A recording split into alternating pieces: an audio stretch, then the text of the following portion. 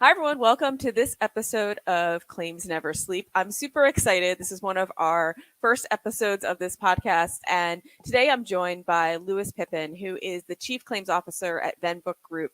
And I've known Louis for a while now. And he's coming on to talk about not necessarily claims specific, but has the oar of kind of taking these three companies that are all part of this Venbrook Group and merging them under and combining, systems and culture and, everything that goes with that. And he's talking about the challenges of doing that and managing it from a personnel level as well as, on a systems level and just about how to, retain your employees and keep the culture positive and, the challenges that are associated with that. So, really, really interesting topic. And I love talking to him about it. So with that, let's bring him in. This is the Claims Never Sleep podcast, presented by Cruiser Mitchell, with your host, Meghan Henry. Good morning, Louis. Welcome to this episode of the Claims Never Sleep. I am so happy to have you. You are one of my very first guests on this new podcast. So congratulations. Thank you. Very exciting. Appreciate it. But I will say this is not the first time you and I have recorded a podcast. You joined me on my prior podcast, and you so graciously agreed to come back and be one of my inaugural guests on this one. So thank you for that. Thank you for coming back and sitting down and having another conversation with me. I really appreciate it. Absolutely. And appreciate the platform and the ability to talk about one of my favorite subjects, which is claims. Well, mine too. And I have a whole podcast dedicated to it, so it better be one of my favorite topics. But, I talk to a lot of people in claims, obviously, and that's the platform of this podcast. But everyone has a different story as to how and why they got into this industry and into this business. And I find those stories so fascinating. So if you don't mind indulging me in, how you ended up in the world of claims, because I'm sure you didn't grow up and say, this is the career path I'm choosing. And I've decided I want to be when I grow up. I doubt that's the case. Right. So Meghan, I do have, like I'm sure everybody, the interesting background, and I actually began my career. I got out of college, dabbled around in a few things, and I was looking to get into law enforcement. And I thought about, wow, it would be very exciting.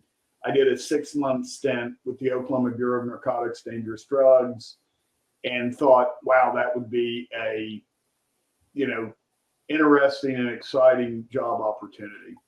As fate would have it, that aspect did not work out. But what did work out is landing a job as a fraud investigator for the state insurance fund, specifically in workers' comp.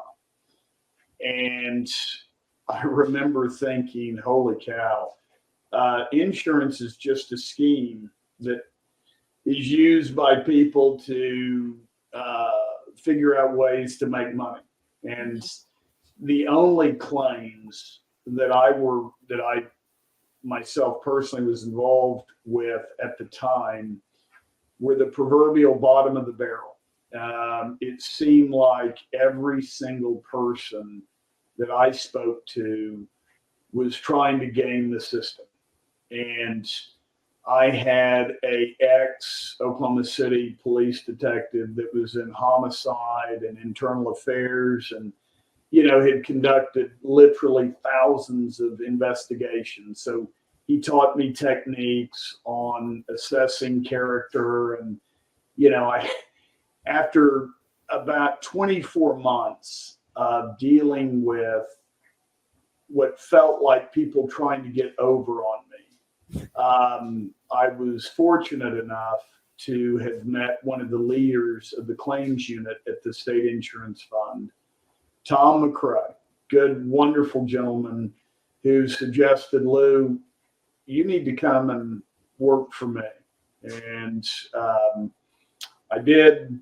And then within a year, I found a private sector opportunity in the claims sector, and I left the fund. But I will say it was very unique, Megan, when, today I may introduce myself as Louis Pippin, Lou Pippin with Venbrook Claims and Chief Claims Officer. Okay, fine. But 30 years ago when I first started and I had a phone call and I would say Louis Pippin, Fraud Investor State Insurance Fund.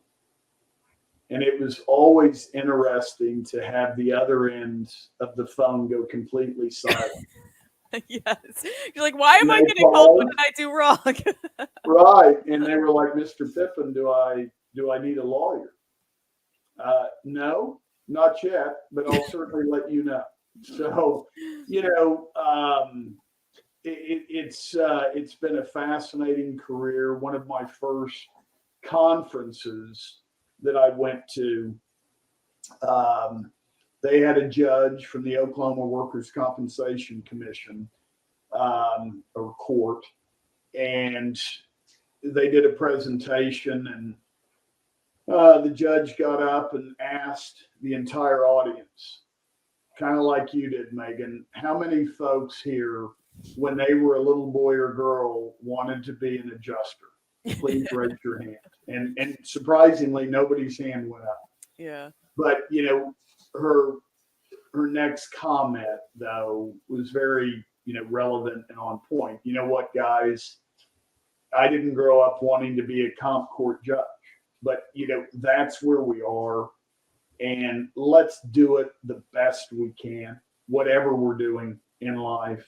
And so kind of with that attitude and commitment, here's where we are. So, and I will say finally that throughout my career, I was at a point in a prior employer.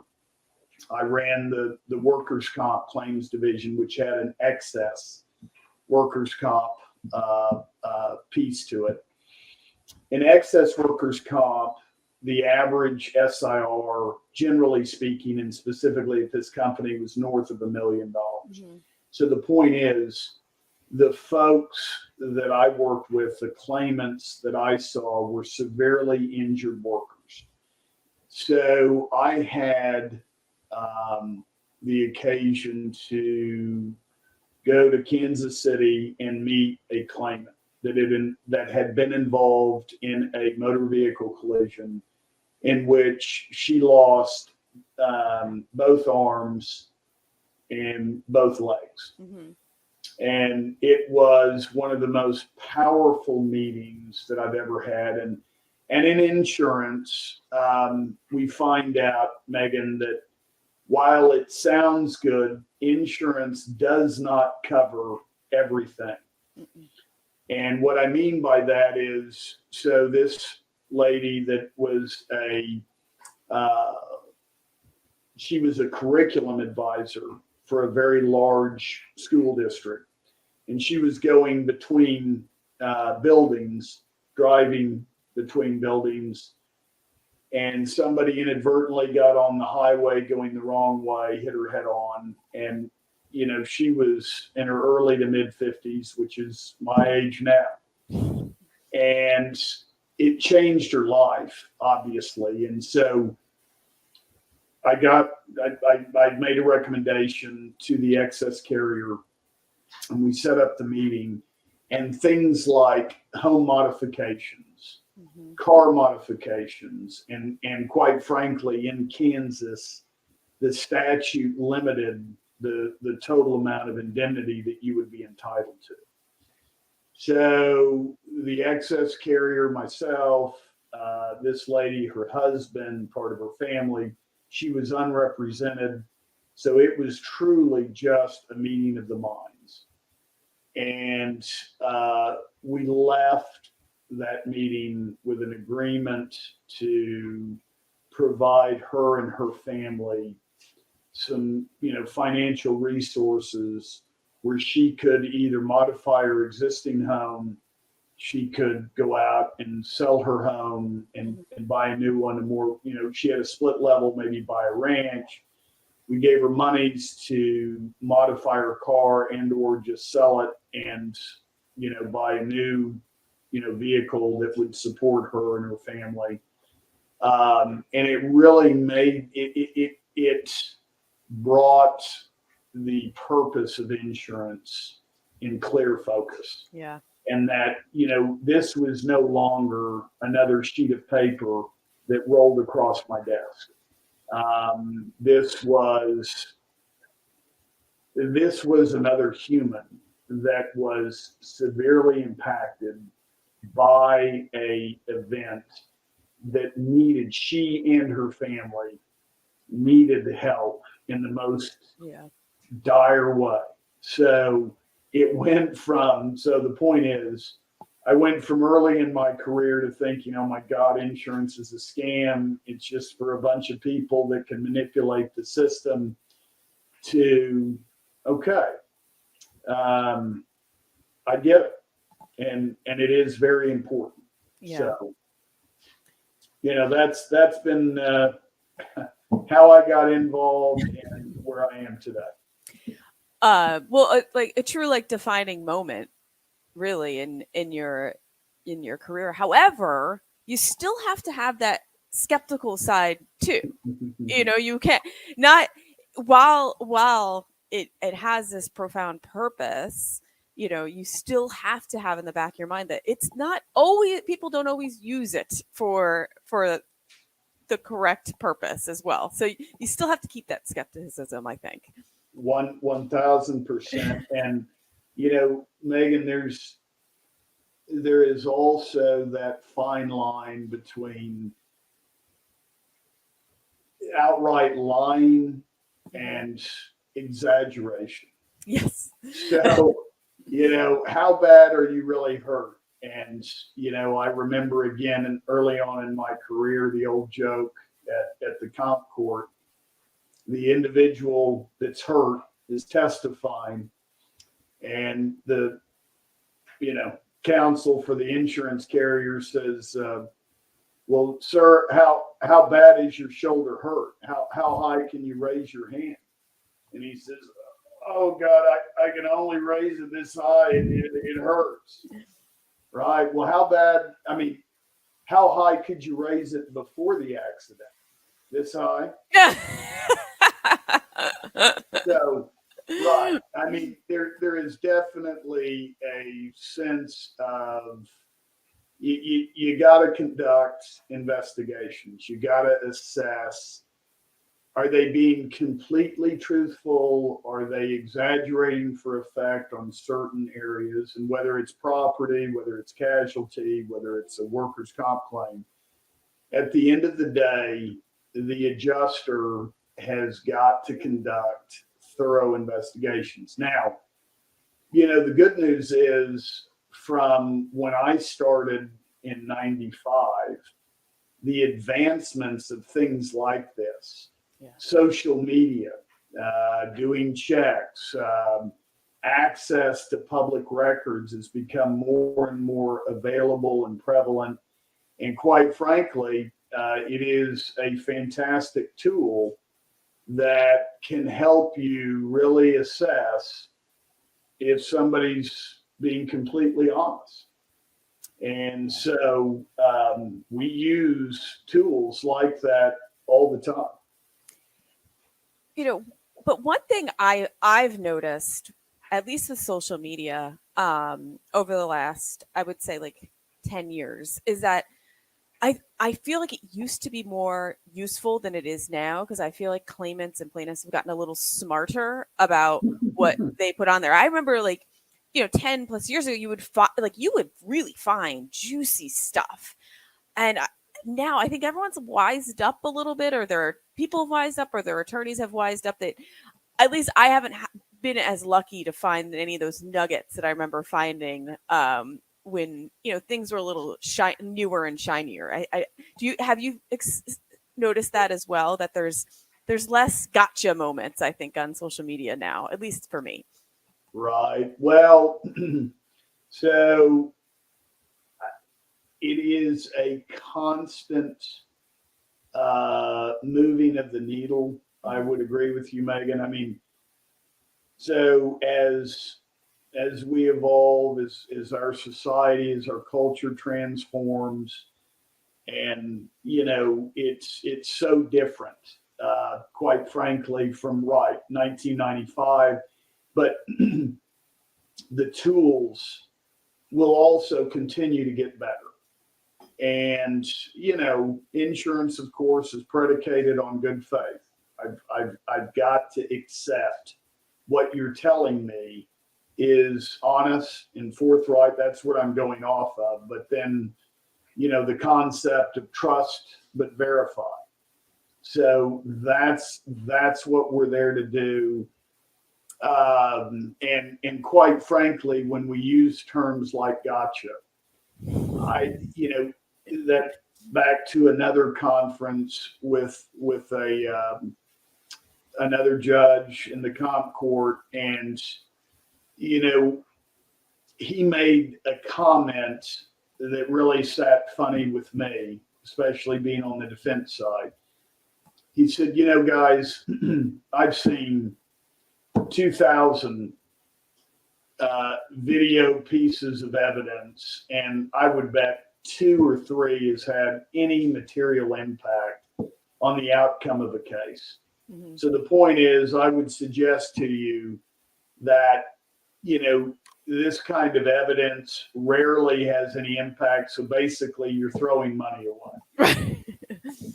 And I just couldn't let it go. So I raised my hand and I said, Your Honor, I appreciate what you said. And granted, being on the defense side, I have engaged various vendors over the course of my career. And I would say that, it's a small percentage of video evidence that I have received that's had a material impact. Now, what's frustrating is I've heard another colleague within the court tell me they are tired of the wish defense. Well, I wish we could but they rarely provide evidence. So in one hand, I've got Your Honor telling me you're wasting your time gathering this evidence, and the other, judge telling me you need to be submitting more and more evidence. So it's a constant struggle from an adjusting standpoint to, like you said, identify vendors and different ways, using different tools to, attack the credibility of a witness. Yeah. And to mitigate that exposure. But, rest assured, in the claims environment, we will continue to conduct thorough investigations, utilize tools as best we can. And basically, it's to trust and verify what is being submitted as the truth. So it's frustrating, Megan, for sure. And I wish I could tell you, boy, there's a new website, there's a new tool that I found that really hones in and has generated exceptional results in providing what is actually going on. But I haven't found that yet.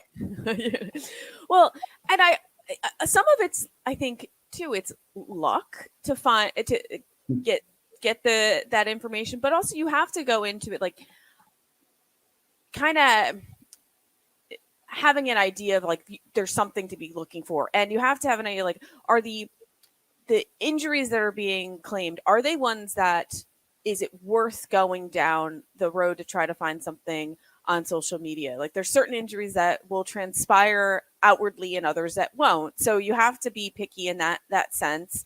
And you also have to be like smart about it too. Like for instance, like if you have a matter that, I'm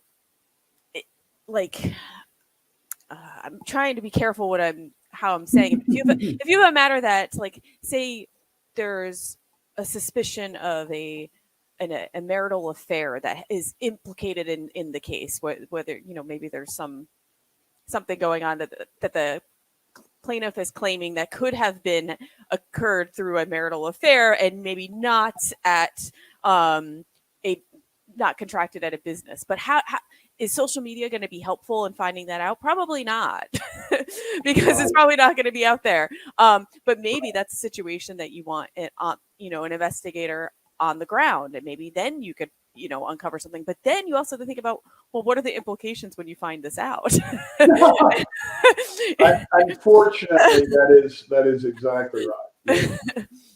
And you find out that, in a case like that. Now, I mean, from my standpoint, hashtag character matters.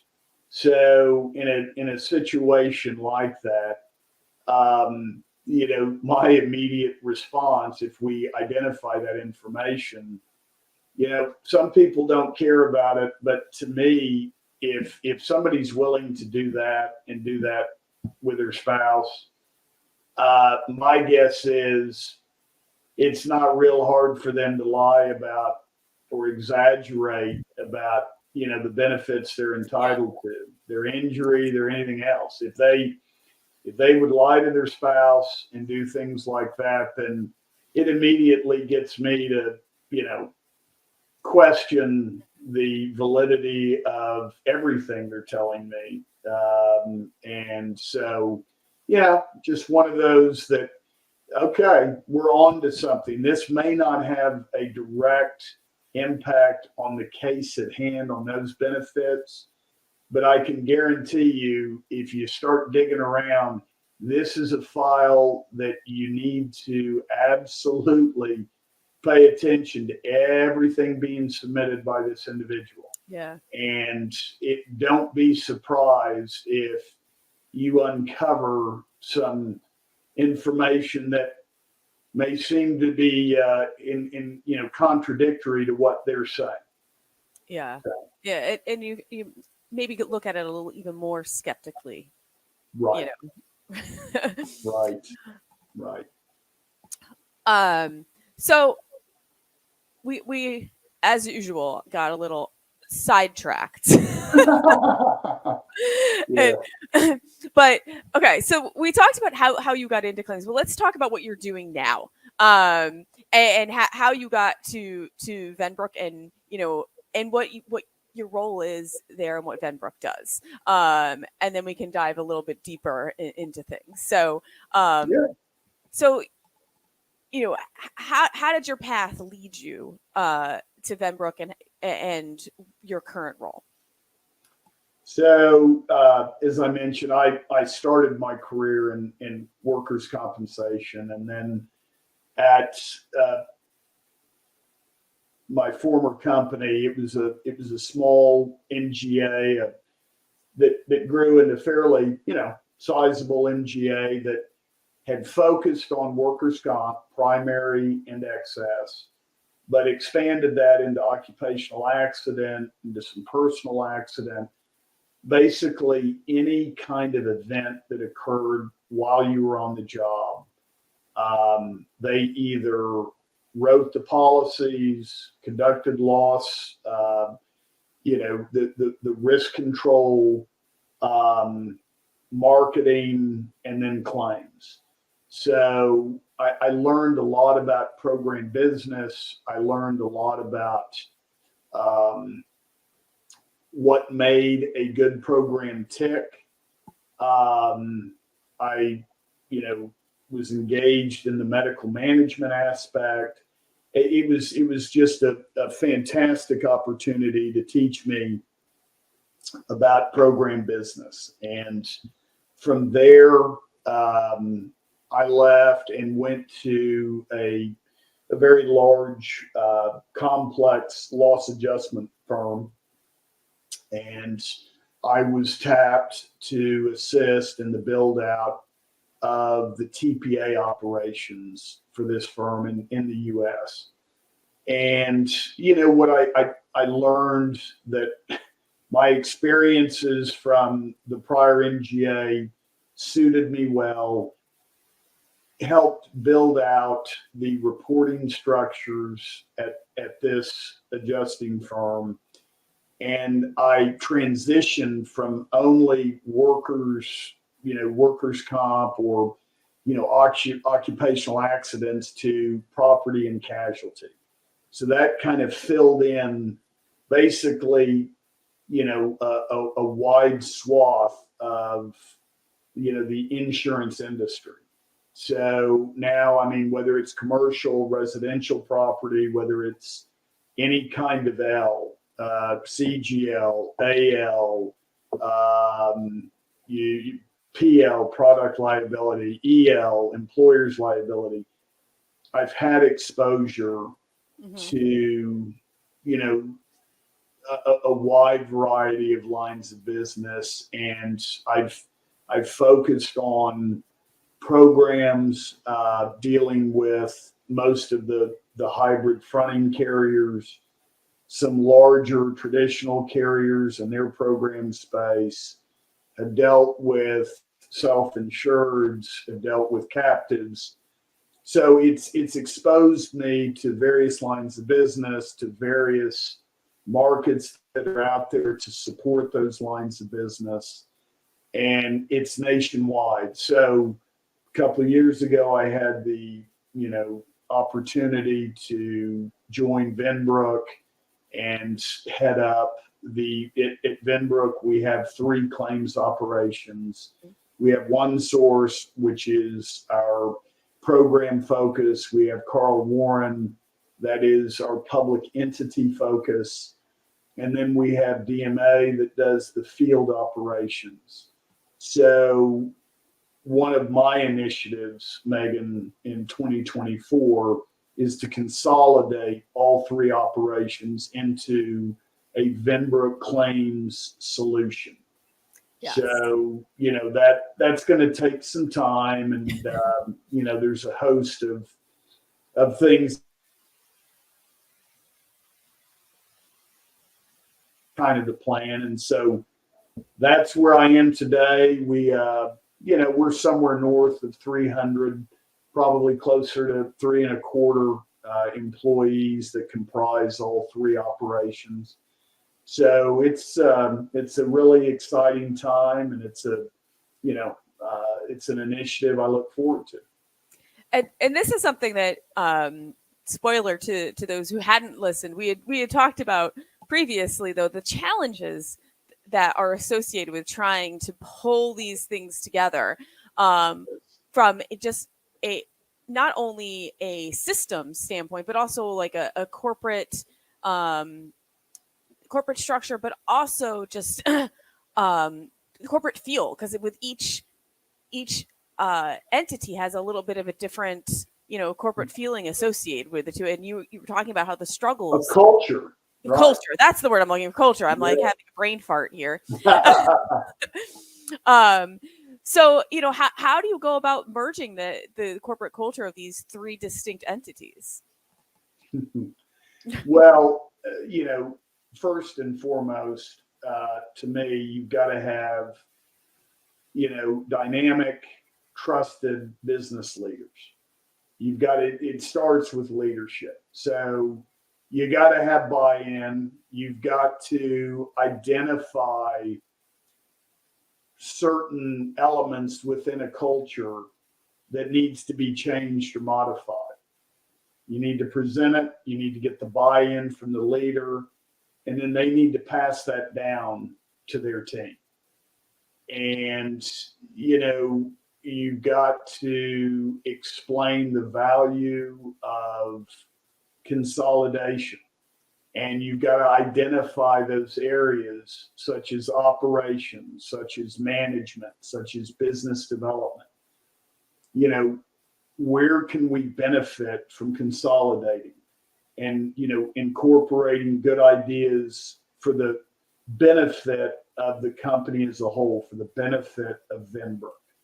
And so, and it's not a one size fits all.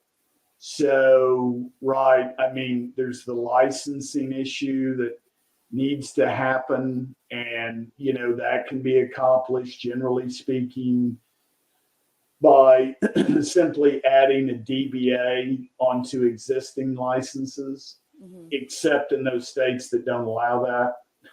So we'll have to come up with a different solution there. But then, the personnel within those entities, they've got to understand and accept, and again, through the business leadership, the explanation of the benefits they're going to see from this. And then, you've got to talk about how you're going to sell to new clients, but how you're going to explain to existing clients the value add to this. So, right, there's there are a lot of pieces to the puzzle. And, at least in my experience, Megan, rarely ever do things work well when I force them. So the proverbial square peg and round holes, and I give up. Oh God, I'm just going to pound it in and make it happen. Sounds good, but generally so the point is, when you identify a kind of a common cause or a specific issue, you may have to set that aside, reassess how that's going to impact, your plan going forward. And, if necessary, you're going to have to stop and identify another solution so that you get the plan back, on schedule. Yeah. But, it's a methodical process. And, I think for those that have any idea that you just come in and again, sheer will, you force all of these together, the impact internally and the development of culture. Oh, great. Well, now we have a new autocrat. Wow, do I really want to stay here and follow that? You could potentially impact, existing relationships, that, in a very adverse way. Finally, how does that, look on a go forward basis? So the point is, this is you can't rush this. You need to take it in a methodical way, and starting with leadership, starting identification of the puzzle and the pieces, and then start moving them forward as best you can simultaneously. But, Well, and also in the mix of this too, you have employees that are probably inherently uncomfortable because with change comes uncomfort. And also there's probably some underlying worry, like, am I going to be redundant? What does my job security look like? Is there someone at one of these other entities that we're merging, that we're all coming together, that does the same job as me? So am I do I still have a role? You have that uncertainty with your people that you want to also assure that it'll be good in the end, but it might be uncomfortable for a little bit while we all kind of come together and march forward. But it's just natural to have those sorts of feelings when there's a big change. Right. No doubt about it. Megan, part of my job and part of any leader's job is to lead, right? So it is not lost on me that decisions that are made may have a material impact on others. Whether it's a change in a job duty, whether it is a movement from the organizational chart from one position to another, whether it is a decision about bonuses, whether it is a decision about promotions or, compensation. Absolutely. all of these things have a material impact. At the end of the day, it is my responsibility to identify a plan and a structure and a way to, to benefit all stakeholders. Mm-hmm. So it is natural. Over my career, I have been bought and sold by companies numerous times. Fortunately, for me, I've made my choices as to where to go, and unfortunately, there have been occasions during my career that we've had to consolidate or make people redundant. Mm-hmm. It's awful. Yeah. That part of it is never good. But what as a leader, I tell myself over and over again, for the betterment of the whole. So, if you are not paying attention, if you are not trying to be as efficient every day, that's, again, part of my job. We set up the org, we set up the plan, and then somebody's got to manage that. You see the puts and takes on a daily basis, monthly basis, quarterly, annual. It's our job as leaders to assess, okay, well, we had a great idea, we had a wonderful theory, but practically speaking, it's not working. Or, God forbid, it's working better than anticipated. So now I've got to change my infrastructure to support that. Or alternatively, I've got to make a tough decision that plan isn't working. And as a consequence, there could be some folks that, it adversely impacts. But again, if you are a leader, whether it's an insurance or any other business, that's part of your responsibility. That's part of your job. So while I don't specifically have claims attached to me, I am involved in claims and claim discussions. But my job, my role is now about, more of assessing our personnel, our staffing, all of our resources that, we have, and how can we use them better to maximize efficiencies. And, so that's part of the role. And I'm sure the part is, as well, is identifying like people who might be in a certain role but could be suited for another role, so to rule out the redundancies.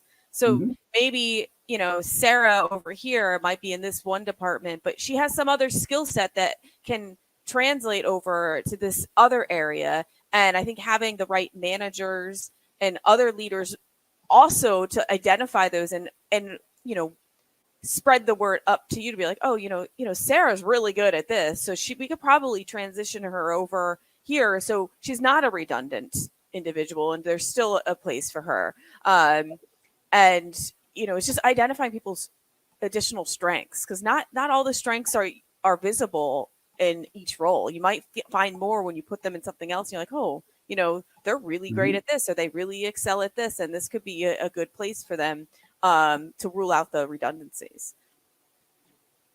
Excellent point. And you're absolutely right. And it's funny you bring up Sarah. I have a team member named Sarah, and Sarah, we're not talking about you. Right, she started it. So, anyways, but kidding aside, right? Identifying how to maximize. The business term, we got to maximize efficiencies. We got to find synergies. We've got to any buzzword, but the reality, the practical aspect of this is, yes, identifying individuals and what they can do well.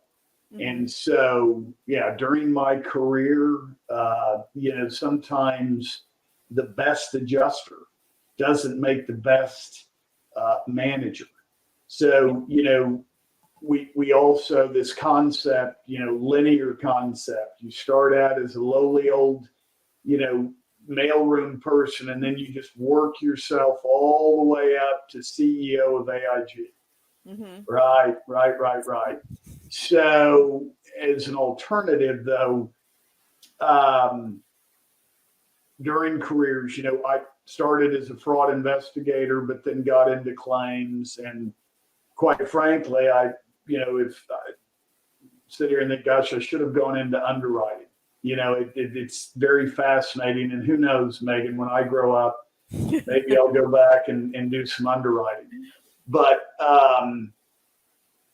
the reality is, you have to assess, and especially when you're talking about transformation of a organization or multiple entities, right? Where can what else can you do? What other benefits, do you have, and skill sets that can be applicable over here that would help the, company as a whole, would help all stakeholders. So it's it's definitely a consideration and a discussion point with leadership about if somebody may be impacted, could we use them or utilize them in another capacity? Yeah, it's something that comes up even in in the law firm space, so too. And I talk to a lot of people about this, that not obviously not all lawyers are created equal, but like in the sense that there's some people that are good to come in, they want to put their head down, do the research, work on their files and go home. And then there's other people who are great marketers, or they're great in front of people. And then there's other people who are better leaders. And like, it's not everyone, you can't make everyone a marketer, and you have to kind of pull on everyone's strengths. And that's kind of how helps the bus move forward, though, too. You don't want a law firm that you only have the people who go in and put their head down, because there's not going to be any work to be had if all you have is people who are going to put their heads down. You need other people who are going to bring the work in through the front door. So Right. It's identifying strengths and utilizing people according to their strengths too, and their interests, though, too. You might have like people who aren't interested in marketing, or whatever it may be. You have to kind of talk to your people, though, too, and Yes. Explore it a little bit. Yes, and right, it's career paths. During my career, I've had individuals that were hired that hired on ostensibly to be the adjuster, to learn adjusting. They get in, and then they recognize, wait a second, I kind of like the operational aspect. I like dealing with numbers. I would prefer to, kind of handle the back office stuff. Some folks enjoy that. That's fantastic. Others go into operations or support, and then ultimately move into adjusting. They realize, wait a second, I can do this. So, maximizing individuals' desires and talents is key. And so, Megan, I'm a fairly optimistic guy. I'm really, that my time as the fraud investigator cured me of negativity and dealing with unfortunate issues. Are there unfortunate issues that I have to deal with? Yes, but I focus on the positives and how we can maximize. And so, the other thing is, Megan, when I came over to Venbrook, there were 7 other individuals that ended up joining me and kind of followed me over. I got to say that, you can learn a lot about who you are and what you want to do when you feel part of a team. And so, one of the things that you talked about culture. And so for me, not, everybody's a little different. Some people are individualists and they care about the individual, and that's perfectly fine.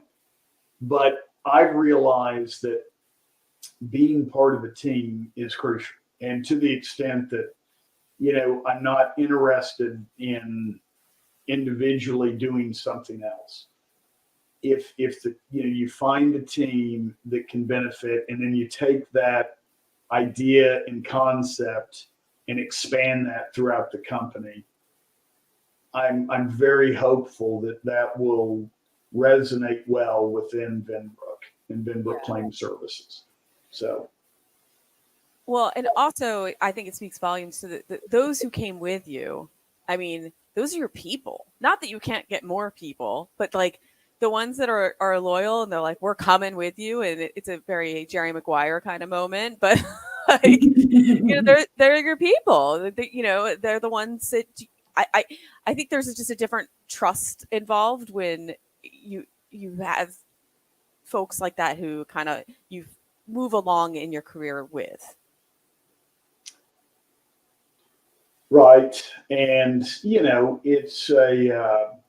it's not lost on me that, right, these are individuals. So, back to the comment about, if you consolidate, if you, make people redundant, right? I mean, all of these choices, all of these decisions are not taken lightly and shouldn't be. And, but they are important. They do have to be made. And, once they are made, you make the best of it. And everybody, regardless, if I've left companies and, there's always opportunities out there for folks. So, I've realized I've had folks that we've had to reduce in force, and they've wound up at other places and they shined. Mm-hmm. And really, their career took off in a different path. Yeah. So, there are opportunities, and it's my job is to identify within Venbrook what's best for the company as a whole, what's best for the individual, and the expectation that they align, as well as possible. Yeah. To do that maximize thing. So. And I think with that, though, it's also the importance, though, too, is the middle management as well, who can really serve as a conduit of information that really help you do your role and just help build this out. Right. I would agree with that. Yeah. Absolutely, Meghan. So, but one thing hangs on me a little bit, though. Do you miss the claims? Because now you're kind of further removed about it. Like, what, do you miss it? Would you want to go back there? Are you happy? You're like, no, I'm good where I am. I like this space better. So it's different. Yeah, there are times when, I felt like I did a good job as a claims adjuster, and good at conducting investigations and getting information and writing reports. And it's just right now I'm at a time in my life where these are the roles and responsibilities that I have. Mm-hmm. So, again, the little joke about when I grow up, you just never know. Who knows, Meghan? At some point, I may, turn this over to the next generation, to the next person. They can take my spot, and maybe I just hang my own shingle with a few friends and just say, send me your claims. But, kidding aside, I'm still close enough. I still deal with various individuals talking about large exposures and claims, and I'm still learning. So the thing that I really enjoy is truly learning about whether it's a line of business, about a different angle. I mean, people surprise me all the time. You sometimes we get so fixated, myopical in our approach. And then, Megan or someone else comes in and says, hey, look, have you ever thought about it? Have you ever tried? Have you ever done this? Wow. No. I mean, is that applicable? And well, yeah. So, as long as, continue to learn in the current role and responsibilities, and as it relates specifically to claims, again, I learned coverage details, and, I mean, how policy limits can be applicable in certain situations, reinsurance structures. It's still very fascinating, Megan. I still have a ways to go. Well, and you also have to, kind of know, or at least touch on a little bit of all of it to be able to do your job proficiently and well, because you have to have an understanding to be able to, to really figure out how things are all going to join together and how the systems are going to work and what systems work best. That is, yes. And, I've learned that just a good adjuster does not make a successful program. Mm-hmm. So you've got to have the support team, all of operations, the client services, the management, you've got to have the resources, the software. You've got to be able to give that adjuster access to various tools that they can use at their disposal. Quite frankly, you've got to figure out a way to incentivize people. Sadly anymore, and you hear all these, well, Generation X is ungrateful, and they, whatever. At the end of the day, regardless of the generation, I would suggest to you that incentives usually work pretty well to help motivate folks. Mm-hmm. And so, designing a structure that can incentivize people to do more work, to do it better, to do it more efficiently, and then they monetarily benefit from that. That's really what, I want to help change that culture. And so, the days of yore where, you go to work at a company at 22 years old and you retire from said company at 65 with a pension for the rest of your life, that's a fairy tale that was gone years ago. Mm-hmm. So today, everything is real time. Everything is, what can you do for me now? Yeah. So, well, I can't do everything for you now, but hopefully I can build an environment that if you can show and demonstrate and execute on our plan and our mission, then you can benefit well.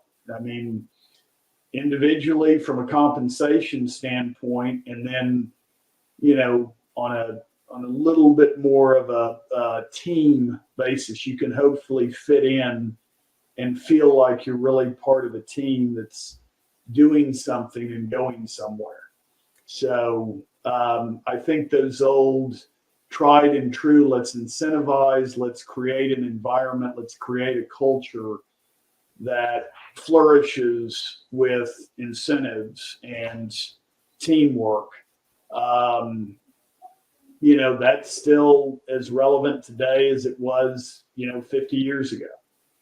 So what incentives are you seeing that are are looking to be ones that people want. Because I was just reading recently, it's like, it's not the happy hours, it's not, the social thing. So what incentives are you seeing that it's like the ones that are like viewed as real perks or real things that keep people motivated?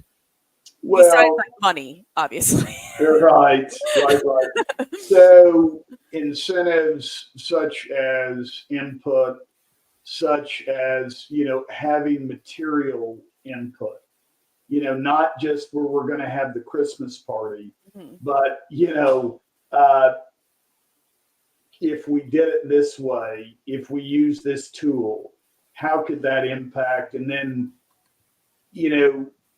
they see that, management is engaged, they are listening. And then, there may be opportunities for individuals to move out of one area into somewhere else, whether it's management, whether it's marketing, whether it's, identifying the best spots for people. And Mhm. so it's listening, it's, having a management team that is engaged and willing to listen Yeah. and, taking action where appropriate to move folks around and further really good ideas. I think people really do want to be engaged. They want to, um, you know, be identified as doing a good job. And so, the team that followed me, they've certainly benefited financially, but as importantly, listening. Not, Megan, I'm sure like you and a lot of folks in the audience, you got to be very careful to not impose one's personal self-righteousness into the mix. Mhm. Not everybody wants to be chief claims officer.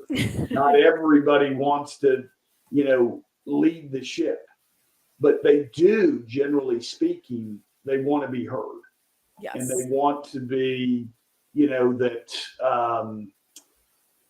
hey, I've got a thought, I've got an idea, I'll listen to it.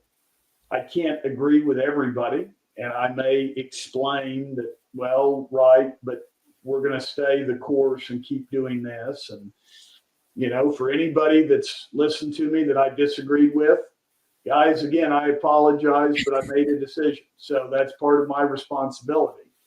But I do think that, people want to be heard. And, nowadays on social media, my God, Yeah.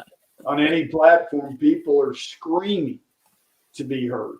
So, in the business sense, it's still important. So, from a non compensation standpoint, we try to listen. And whether it's communicated directly to me or somebody that reports into me and then ultimately to me, if it makes sense and we can figure out a way to make it actionable, absolutely.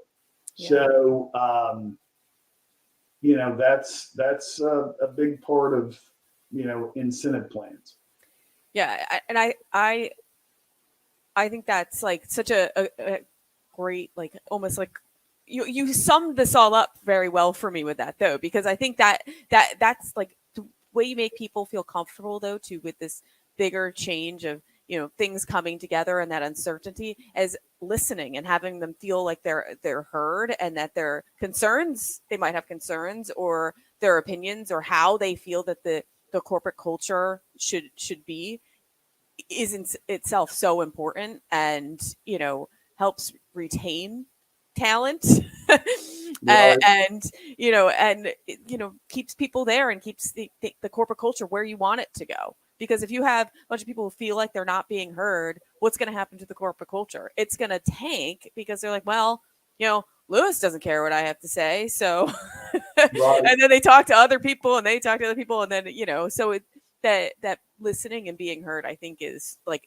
it's almost like the web that gels everything together. Right. And it is important. I mean, quite frankly, it is a competitive marketplace. Mm-hmm. And, we're certainly not the only claims operation within the U.S. So, No. there are opportunities for other folks. And so, why do they choose to stay and commit to the Venbrook way? And, we're going to be about trying to identify ways, both compensation and others, to ensure that, folks are heard and, they feel part of this team culture. Yeah. Well, I love that, and I think with that mentality, you're going to have no problem steering this ship in the right direction this year. And I think we're going to have to revisit this like the beginning of 2025. And I'd be like, so how's it going? Did you did you get where you needed to be? I love it. I'm all in. Well, before we close up, I want to ask you this now that we've talked so much about, where you've been and where you've come. If you could give your younger self some advice, knowing what you know today, what would it be? So my younger self, I would say that, this is more about the journey than the destination. Mm-hmm. So again, back to that little comment, everybody, growing up, it's linear. You're young and you just grow, and then that's not for everybody. Appreciate, learn, and realize that regardless of whatever position you wind up, learn from people, listen to people, identify, relationships that are important. The fact of the matter is, I am where I am, but I'm there because of a group of folks that I have, benefited from, and they've benefited from me over a long period of time. And I have met so many wonderful people in this industry, insurance, lawyers, various vendors that, are really fantastic resources. So, yeah. Sometimes we get so consumed with, well, I'm here today, and by God, I've got a 5-year plan, and I better be at X, and I better be making Y, and I better have, gotten an opportunity to move to New York or LA or Chicago.